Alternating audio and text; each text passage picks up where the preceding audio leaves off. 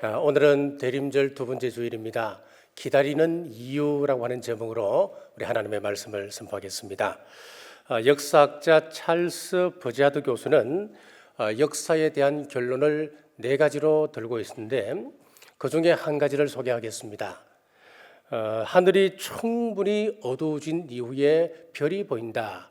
이 네 번째로 그렇게 결론을 내리고 있습니다. 무슨 이야기겠습니까? 우리 옛말에 보면은 세월이 흘러야 진실을 알 수 있다, 그런 의미의 여러 가지 말들이 있지 않습니까? 그래서 세월이 약이다라고 하는 그런 속담도 생기고 그럽니다. 자, 역사가 흐른 이후에 어느 것이 진실인지 어느 것이 거짓인지 우리는 분별할 수가 있다고 하는 이야기입니다. 자, 바로의 하늘을 찌를 것 같았던 권세에 이스라엘 백성들은 온갖 착취를 당하며 고통을 겪어왔습니다. 그러나 시간이 흐르고 난 이후에 하나님께서 이스라엘 백성들을 굽어 살피시고 또 이스라엘 백성의 역사 가운데 친히 개입하십니다. 그 역사에 개입하심으로써 바로는 처참하게 초라한 모습으로 전락해버리고 이스라엘 백성들은 종깃게 되는 모습을 우리는 성경을 통해서 알고 있습니다. 자, 그러므로 우리가 당장은 돈이 필요하다, 권세가 필요하다, 아니면 실력이 있어야 되고 재능이 있어야 한다, 여러 가지 이야기를 합니다만은 양파 껍질을 벗기듯이 하나씩 벗겨가게 되면은 결론은 하나입니다.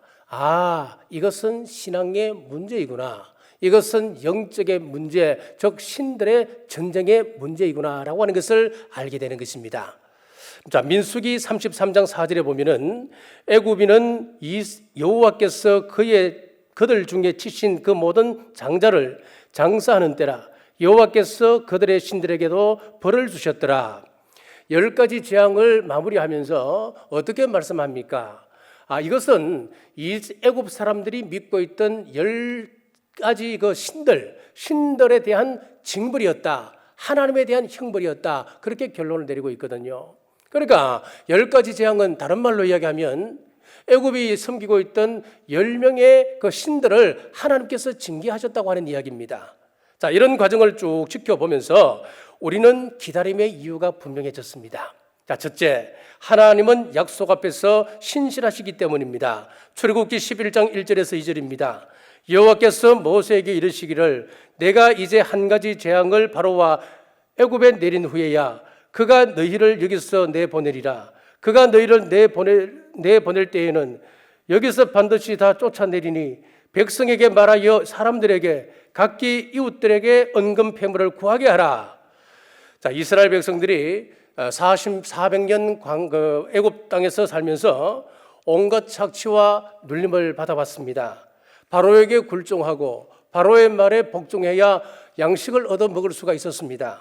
그러다 보니까 바로가 양식을 줘야 먹을 수 있다라고 하는 이상한 잘못된 그런 사고가 이스라엘 백성들에게 깊이 뿌리내리게 되었습니다. 하나님께서 이 사고를 개조하기 위해서 광야 40년이나 만나를 주셨습니다만은 바로가 빵을 준다고 하는 이 사고가 얼마나 뿌리 깊이 내려 있었던지 음식 문제로 힘들어할 때마다 이스라엘 백성들은 자꾸 바로를 생각하게 되는 겁니다. 우리가 그때 좀 힘들긴 힘들었지만은 그래도 그때는 고기라도 먹을 수 있었는데, 힘들고 어려웠습니다만은 수박을 먹고 참외를 먹고 부추를 맛볼 수는 있었는데, 지금 이게 뭐냐? 음식 문제, 경제 문제가 나올 때마다 그때마다 바로를 그리워했습니다. 그래서 하나님은 이 잘못된 가치관을 고치기 위해서 이해할 수 없는 일을 진행하고 계십니다. 자, 가령 한꺼번에 3년치 양식을 주면 얼마나 좋겠습니까? 하다못해 한 달치 양식을 주시면 얼마나 좋겠습니까? 백성들은 편하게 장례를 계획하며 그것 가지고 무언가 다른 일을 할 수도 있지 않겠습니까? 그런데 하나님은 그러지 않았습니다. 매일 하루분의 만나를 내려주십니다. 그래서 아침에 양식을 얻기 위하여 하늘을 쳐다보며 만나를 거둡니다. 그 다음 날 또 일어나서 오늘은 어디서 양식을 구할까 하늘을 쳐다보며 만나를 또 거두게 되는 겁니다. 40년 동안 떡은 하나님께서 주신다. 우리 인생의 행복이라고 하는 것은, 우리가 살아가는 삶이라고 하는 것은 하나님을 바라볼 때 진정한 삶을 살아갈 수 있다. 끊임없이 훈련시킵니다. 이 만나는 비가 오나 바람이 불어도 어김없이 만나는 내려옵니다. 우리 같으면 말 안 들으면 만나 공급을 중단해 버릴 법도 한데 이스라엘 백성들이 죄를 짓고 하나님 마음에 들지 않더라도 그 다음 날이면 어김없이 이 만나는 이스라엘 진근처에 내려왔습니다. 자, 이걸 심리학에서는 결손동기라고 이야기합니다. 이스라엘 백성들이 빵 때문에 지금 하나님을 만납니다. 하나님을 따라다닙니다. 그래서 하나님께서 빵을 넉넉하게 주셔버리면 이 백성들은 하나님을 따르지 않게 됩니다. 그래서 안 죽을 만큼 그저 생활할 수 있는 최소의 필요만 채워주시는 겁니다. 자, 반대로 못된 짓을 할 때 하나님께서는 만나를 중단시켜서 백성들로 하여금 그 앞에 무릎 꿇게 하면 또 얼마나 좋겠습니까? 그런데 그게 아니라는 거예요. 만약에 끊어버리면 이스라엘 백성들은 하나님 앞에 무릎 꿇는 것이 아니고 세상 다른 이상한 우상들을 쫓아다니며 그 앞에 무릎 꿇게 된다는 겁니다. 그래서 이러지도 못하고 저러지도 못하는 상황을 우리는 결손동기라고 이야기합니다. 우리 말로는 이것을 뜨거운 감자 그렇게 말할 수도 있겠죠. 감자를 입에 넣었습니다. 너무 뜨겁습니다. 그것을 삼키자니 뜨거워서 내 성대가 상할 것 같고 또 버리자니 또 아까운 겁니다. 삼국지에서는 이것을 개로 그랬습니다. 이 닭갈비가 뭐 그렇게 떠들 게 있겠습니까? 그렇다고 그것을 버리자니 너무 아까운 겁니다. 마치 이스라엘 백성들은 오늘 본문에 보면 계륵 같은 존재였다라고 하는 것을 알 수가 있습니다. 지금 이스라엘 백성들의 마음속에 바로에게 충성해야 떡을 얻어 먹을 수 있다고 하는 것을 믿었습니다. 바로가 잘 봐줘야 경제적인 여유를 누리며 살 수 있다고 믿었습니다. 그런데 하나님께서는 이것을 뒤집어 버리십니다. 이스라엘 백성들을 향하여 너희들이 출애굽할 때에 이 애굽 사람들에게 잘 보여서 뭔가 조금이라도 얻어가야지 그렇게 말씀하지 않으셨어요. 이웃들에게 은금 폐물을 당당하게 요구하라 그렇게 말씀하고 있는 것입니다. 애굽 사람들이 이스라엘 백성들을 바라볼 때 노예나 종에 불과했습니다. 그들이 요구를 했을 때에 돈을 줄 까닭이 없습니다. 그 종들에게 왜 돈을 주겠습니까? 그런데 12장에 가서 보면은 하나님께서 새로운 역사를 시작하십니다. 애굽의 지배자들과 애굽의 백성들의 마음을 감동시켜서 은금 폐물을 내놓게 만드는 희한한 일이 벌어지고 있었습니다. 자, 이것은 출애굽기 3장에서 하나님께서 이미 주셨던 말씀이기도 합니다. 출애굽기 3장 21절에서 22절 말씀입니다. 내가 애굽 사람으로 이 백성에게 은혜를 입히게 할지라 너희가 나갈 때에 빈손으로 가지 아니하리니 여인들은 모두 그 이웃 사람과 및 자기 집에 거류하는 여인에게 은폐물과 금폐물과 의복을 구하여 너희의 자녀를 꾸미라. 너희는 애굽 사람들의 물품을 취하리라. 400년 동안 그들을 위하여 수고했습니다마는 핍절하게 대했던 그 사람들이 이스라엘 백성들이 요구한다고 은금 폐물을 내어놓을 수 있겠습니까? 의복을 내놓을 수 있겠습니까? 그런데 내어놓아 줄 것이다 라고 이야기하고 있습니다. 이것보다 400년 앞선 창세기 15장에도 보면 나옵니다. 창세기 15장 13절에서 14절에 보면은 하나님께서 믿음의 조상 아브라함에게 동일하게 예언의 말씀을 주시고 있습니다. 여호와께서 아브라함에게 이르시되 너는 반드시 알라. 내 자손이 이방에서 계기되어 그들을 섬기겠고 그들은 400년 동안 내 자손을 괴롭히리니 그들이 섬기는 나라를 내가 징벌할지며 그 후에 내 자손이 큰 재물을 이끌고 나오리라. 400년 동안 착취당하고 노역을 하다가 해방을 경험하게 될 텐데 그때는 큰 재물을 가지고 나가게 될 것이다. 상상할 수 없는 사건을 말씀하고 있는 겁니다.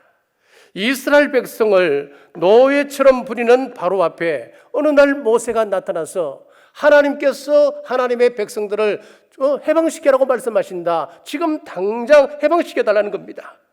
바로의 입장에서 이들을 보내면 경제적으로 얼마나 큰 손실이겠습니까? 굳은 일은 이제 누가 할 것입니까? 하나님으로부터 온갖 매를 맞으면서도 이들 보내는 것이 아까워서 못 보낸다고 그렇게 버티던 사람들인데 과연 이스라엘 백성들에게 은금 폐물을 주면서 나가라고 재촉한다. 여러분, 이것은 불가능한 일에 가깝지 않겠습니까? 하지만 신실한 우리 하나님의 말씀, 하나님께서 말씀하신 그 말씀은 그대로 이루어졌습니다. 그 신실한 하나님께서 예수님의 출임을 말씀하셨습니다. 마태복음 1장 22절에 보시면은 모든 일이 된 것은 주께서 선지자로 하신 말씀을 이루려 하심이니라. 그 약속을 이루기 위해서 예수님께서 이 땅에 오셨다 말씀하고 있습니다. 하늘로 승천하신 주님께서 재림을 약속하셨습니다. 성경 신구약에 보면 1500회 이상 재림과 심판의 메시지가 기록되어져 있고, 신약 성경에만 예수님의 재림에 관한 말씀이 318번이나 등장하고 있습니다. 그래서 우리는 사도신경을 암송할 때마다 거기로부터 살아있는 자와 죽은 자를 심판하러 오십니다 라고 우리는 기대하며 믿고 기도합니다. 신실하신 하나님의 약속을 믿고 주님의 재림을 대망하는 우리 모든 성도들 되시길 주님의 이름으로 축복합니다. 두 번째, 하나님은 모든 것의 주관자이시기 때문에 그렇습니다. 출애굽기 12장 35절에서 36절 말씀해 보시면은 이스라엘 자손이 모세의 말대로 하여 애굽 사람에게 은금패물과 의복을 구하며 여호와께서 애굽 사람들에게 이스라엘 백성에게 은혜를 입히게 하사 그들이 구하는 대로 주게 하심으로 그들이 애굽 사람의 물품을 취하였더라. 자, 귀한 장남을 하루아침에 잃었습니다. 읽고 이 바로가 곰곰이 생각해 보니까 이 문제는 이득이냐 손해냐 문제가 아니었습니다. 죽고 사는 자의 문제라고 하는 것을 깨닫게 되었습니다. 이스라엘 백성이 달라는 것을 다 주면서 제발 빨리 나가달라고 애원하게 된 것입니다. 하나님의 말씀이 그대로 이루어졌습니다. 어떻게 이렇게 사람의 마음이 바뀔 수가 있습니까? 우리 사람의 마음은 잘 바뀌지 않습니다. 그래서 어떤 사람들은 농담으로 이렇게 이야기합니다. 교회 안에도 예수님께서 오셔서 말씀하셔도 바뀌지 않을 사람 많다는 거예요. 똑같습니다. 우리 사람 마음이 그렇게 바뀌기 힘든다는 거예요. 그런데 바로의 그 완악한 마음이 하루아침에 바뀌어서 이스라엘 백성들을 출애굽시킬 뿐만 아니라 은금패물까지 다 허락을 하는 겁니다. 이 말은 무슨 이야기냐면 우리의 마음을 주관하시는 분은 하나님이시다라고 하는 것을 가르쳐주기 위함입니다. 자, 그런데 말씀을 떠나서 도의적으로 보면 이건 좀 너무한 것 같지 않습니까? 재앙을 당해서 들판의 곡식은 다 죽었습니다. 가축은 죽었습니다. 그리고 이스라엘 애굽 사람들의 장남들은 죽어서 가정마다 곡소리가 나고 있습니다. 얼마나 처참한 상황입니까? 그들을 향하여 조의금은 주지 못할지라도 도리어 그들을 향하여 은금패물을 요구한다. 좀 심하다 싶은 생각이 들지 않습니까? 그러나 그렇지 않습니다. 그들이 400년 동안 애굽에서 종살이하며 일을 했습니다마는 정당한 품삯을 밟지를 못했습니다. 그러니 지금 그들이 요구하는 이 은금패물은 그동안 수간 품삯이라 봐도 무방합니다. 더구나 이것은 하나님과 바로의 전쟁입니다. 자, 과거에는 그랬습니다. 전쟁에 패한 왕은 승리한 왕에게 전리품을 주게 되어 있습니다. 원하는 만큼 다 주었습니다. 지금 하나님께서 승리하셨습니다. 신들의 전쟁에서도 승리하였고 바로와의 전쟁에서도 승리했습니다. 승리한 왕으로서 패전한 왕에게 당연히 요구할 수 있는 겁니다. 그래서 이스라엘 백성들은 애굽 백성들에게 은금패물을 요구했고, 그리고 애굽 백성들은 그것을 자발적으로 내어주게 되는 것입니다. 더 나아가서 그 보물은 장차 이스라엘이 광야에서 성막을 짓는 재료로 사용될 것이었습니다. 아직까지 이스라엘 백성들은 성막에 대한 것을 모르고 있습니다. 하지만 하나님께서는 장차 일어날 일에 대해서, 장차 이스라엘 백성들이 할 사역에 대해서 준비하고 계셨다는 것을 알 수가 있습니다. 후에 보십시오. 이 패물이 자기 것이 아님을 알았기 때문에 이스라엘 백성들이 은금패물을 내어놓으라 요구했을 때에 백성들이 어떻게 하던가요? 즐거운 마음으로 기꺼이 그 패물을 내어놓는데 차고 넘쳤습니다. 너무 많이 내니까 모세가 더 이상 가져오지 말라라고 이야기할 정도로 그들은 아낌없이 하나님께 바치게 된 것입니다. 여러분, 내가 가지고 있는 모든 것이 하나님 주신 것이라고 하는 사실을 인정하셔야 됩니다. 지금의 기회, 지금 여러분들이 올라 있는 그 위치, 물질과 건강, 이 모든 것이 하나님의 영광을 위하여 주신 도구라고 하는 사실을 인정하시는 여러분 되시기를 간절히 바랍니다. 이것 알고, 이것 믿고, 이것 바로 고백할 수 있어야 우리가 하나님 앞에서 바른 헌금생활을 할 수 있습니다. 바른 헌신의 삶을 살아갈 수가 있는 것입니다. 사실 돈이라고 하는 것은 하나님의 자리를 빼앗을 만큼 엄청난 위력을 가지고 있습니다. 우리가 돈 앞에 청렴할 수 있다라고 말할 수 있는 것 쉬운 문제는 아닌 것입니다. 그래서 지금 하나님은 이 사실을 통하여 바른 물질관을 이스라엘 백성들에게 교육함과 동시에 우리의 억울함을 풀어주시는 하나님에 대해서 말씀하시고 있습니다. 우리가 살다 보면 억울한 일을 당할 때가 한두 번이었습니까? 나는 의롭게 살려고 노력합니다. 나는 정직해지려고 노력합니다. 내가 당신을 위하여 보증도 서주었고 아무도 당신을 믿지 않을 때 당신 곁에서 당신을 믿어줬는데 어떻게 나에게 이럴 수 있습니까? 우리가 섭섭한 일을 세어본다면 한두 가지가 아닐 겁니다. 그런데 오늘 본문 가운데는 그 억울함을 풀어주시는 위로의 하나님에 대해서 말씀하고 있습니다. 400년 동안 착취당하고 수고했던 것들이 절대 무익한 것이 아니었다. 애굽 땅을 탈출할 때에 그동안 고생했던 모든 것들 반드시 보상받는다. 금은 폐물, 옷가지를 가지고 나가게 될 것이다. 그러므로 지금 당장 억울하다고 현실에 매몰되지 말라. 모든 것을 주관하시는 하나님, 모든 문제의 열쇠를 쥐고 계신 그 하나님을 믿고 성경적 방법으로 땀 흘리고 수고하면 하나님은 보상해 주신다. 반드시 억울함을 풀어주신다. 그렇습니다. 이것은 우리 당대에 해결되지 않는다면 우리의 후대에 가서도 반드시 하나님께서 해결하십니다. 그것은 보상받게끔 하나님께서 우리에게 허락해 주신다. 여러분, 이것은 성경이에요. 이것은 성경이 우리에게 가르치는 말씀이에요.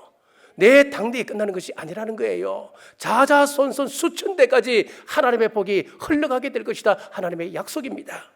우리가 모든 일의 주관자 되신 하나님을 믿고 의지하면 하나님의 복이 나를 통하여 흘러가게끔 되어 있습니다. 하지만 내가 그릇이 되지 않는다면, 내가 감당하지 못한다면 다른 사람에게 넘어가 버립니다. 에베소 교회에게 주셨던 경고의 말씀을 기억하시는지요? 요한계시록 2장 5절 말씀에 보시면은 그러므로 어디서 떨어졌는지를 생각하고 회개하여 처음 행위를 가지라. 만일 그리하지 아니하고 회개하지 아니하면 내가 내게 가서 내 촛대를 그 자리에서 옮기리라. 회개하지 않으면 촛대를 옮기신다. 다른 말로 하면은 우리가 하나님 앞에서 내가 그릇이 되지 않는다면 하나님께서는 촛대를 옮기신다. 그 말씀이지요. 내가 감동치 못하면 옮기시는 겁니다. 하나님 주신 것으로 남보다 더 잘 살고 남보다 더 잘 먹기 위한 것이 목적이라고 한다면은, 심지어는 우리의 기도 신앙생활도 더 많은 죄를 얻기 위한 수단으로 사용한다면 우리는 목적에서 크게 벗어나 있는 것입니다. 한 걸음 더 나가서 우리 교회만 평안하면 된다. 그것은 잘못된 것입니다. 우리의 목적이 아닙니다. 아무리 우리 교회가 평안하다 하더라도 사명 감당하지 못하면 에베소 교회에 하셨던 말씀처럼 촛대를 옮기십니다. 우리 교회가 이 시대에 쓰임받는 교회 되길 원한다면 우리는 하나님의 목적에 맞는 교회로 세워져야 됩니다. 우리가 이 시대를 섬기고 이 사회를 섬기고 이 한국 사회에 더 나아가 세계 열방을 섬기는 교회로 거듭나기 위해서는 우리가 하나님 목적 앞에 지금 바로 서 있는지 잘 점검해 보시라고 하는 것입니다. 이 사명 감당하지 못하면 하나님은 촛대를 다른 쪽으로 옮기십니다. 사랑하는 여러분, 모든 것의 주관자 되신 우리 하나님 앞에 사명을 잘 감당하시는 우리 모두 되셔서 하나님의 목적에 맞는 삶을 사셔서 우리 하나님의 은혜가 항상 머무는 교회, 항상 머무는 가정, 항상 머무는 여러분 되시길 주의 이름으로 축복합니다. 자, 세 번째, 하나님은 택한 백성을 구별하시기 때문에 그렇습니다. 7절 말씀입니다. 그러나 이스라엘 자손에게는 사람에게나 짐승에게나 개 한 마리도 그 혀를 움직이지 아니하리니 여호와께서 애굽 사람과 이스라엘 사이를 구별하는 줄을 너희가 알리라 하셨나니. 자, 개가 혀를 움직이지 않는다. 여러분 무슨 뜻일까요? 지금 애굽 백성들을 한번 보십시오. 애굽 사람들이 살고 있는 지역을 보면은 장자가 죽었습니다. 사람뿐만 아니라 짐승의 첫 새끼도 죽었습니다. 사람만 통곡하고 있을까요? 지금 짐승도 울고 있습니다. 애국하고 있는 거예요. 그런데 이스라엘 백성들이 살고 있는 고센 땅은 그것이 아니었습니다. 그 땅은 하나님의 평안을 허락해 주셔서 아무런 죽음이 없었습니다. 사람뿐만 아니라 짐승의 새끼들, 심지어 개까지도 평안한 잠을 자고 있었다. 혀를 움직일 필요가 없습니다. 통곡할 필요가 없었다는 이야기입니다. 하나님은 구별하시는 하나님이십니다. 피부색으로 보면 백인종, 흑인종, 황인종으로 구별할 수 있겠죠.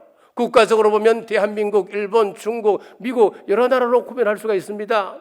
하지만 영적으로 보면 인류는 애굽 사람이냐 이스라엘 사람이냐 두 가지로 구별할 수가 있습니다. 이스라엘 백성은 하나님의 택하신 백성의 모형입니다. 애굽 사람은 하나님께서 버려졌던 이 세상 사람들의 모형입니다. 이스라엘 백성은 하나님께서 양의 모형으로 세우셨고 또 알곡으로 세우셨습니다. 이 애굽 백성은 염소의 모형, 가라지의 모형으로 남겨두었습니다. 자, 지금은 이 세상 속에서 알곡과 가라지가 함께 섞여 살아갑니다. 양과 염소가 함께 섞여서 살아갑니다만은 마지막 그때가 되면은 하나님께서는 분명하게 구별하십니다. 알곡과 가라지, 양과 역소를 정확하게 구별하십니다. 그러므로 교회는 세상과 달라야 합니다. 우리 성도는 세상 사람들과 달라야 합니다. 세상과 교회가 똑같다면 이 세상은 소망을 잃어버리고 말 것입니다. 1세기 초대교회 때부터 313년 밀라노 칙령이 선포될 때까지 교회를 보면 세상과 철저히 구별된 존재였습니다. 로마의 열황제를 비롯해서 세상 사람들로부터 핍박을 받았습니다. 핍박을 피해서 그들은 자신의 권리를 다 빼앗긴 채 카타콤으로 숨어 들어갔습니다. 자신의 목숨과 신앙을 바꾸었습니다. 그 속에서 아멘 주 예수님 오시옵소서 재림신앙을 견지해 갔습니다. 그런데 300년대에 콘스탄틴이라고 하는 황제가 등장하면서 많은 사람들은 그 황제가 기독교를 공인해 주었기 때문에 우리 기독교 역사에서 위대한 황제라고 추앙받아야 된다 말을 합니다. 그러나 많은 기독교 신학자들이 여기에 대해서 반대합니다. 역사적으로 보면 콘스탄틴만큼 가짜 신자가 없었다라고 이야기를 합니다. 그는 십자가를 방패에 걸어 넣었습니다. 깃발에 걸어 넣었습니다. 자신의 칼에 수놓았습니다. 그 칼로 수많은 사람들을 죽이고 황제로 등극했던 사람이었습니다. 그러면서 313년에 밀라노 칙령을 발표해서 기독교를 여러 종교들 가운데 한 종교로 공인해 주었습니다. 시간이 흘러 381년도 테오도시우스 2세 때에 기독교를 로마의 국교로 공인을 했습니다. 인정을 했습니다. 선포했습니다. 자, 그때부터 교회는 세상과 한 존재가 되었습니다. 구별이 없는 존재가 되었습니다. 자, 그렇습니다.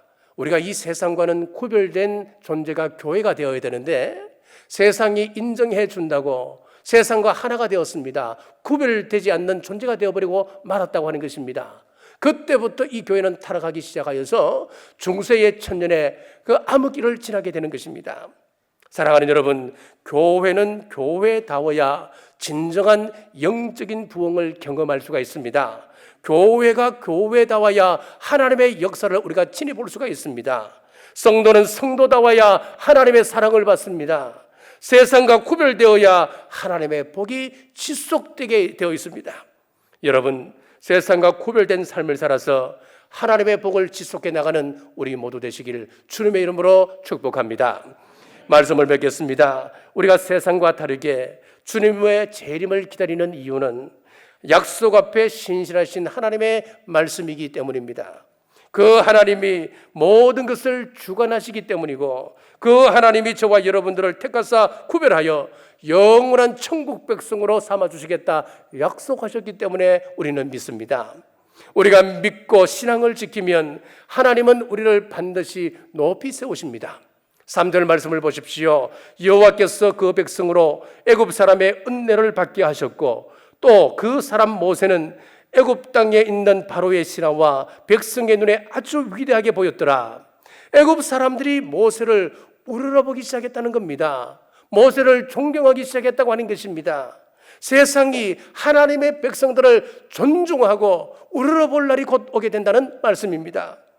우리 예수님께서 초림 때에 제자들에게 미리 하나님의 영광, 천국의 영광을 보여준 사건이 있었습니다. 바로 변화산 사건이었습니다. 마태복음 17장 2절에서 3절에 그들 앞에서 변정되사 그 얼굴이 해같이 빛나며 옷이 빛과 같이 휘어졌더라. 그때에 모세와 엘리야가 예수와 더불어 말하는 것이 그들에게 보이거늘. 변화산 사건 그 자리에 누가 함께 있었냐 하니까 모세와 엘리야가 그 자리에 함께 있었습니다.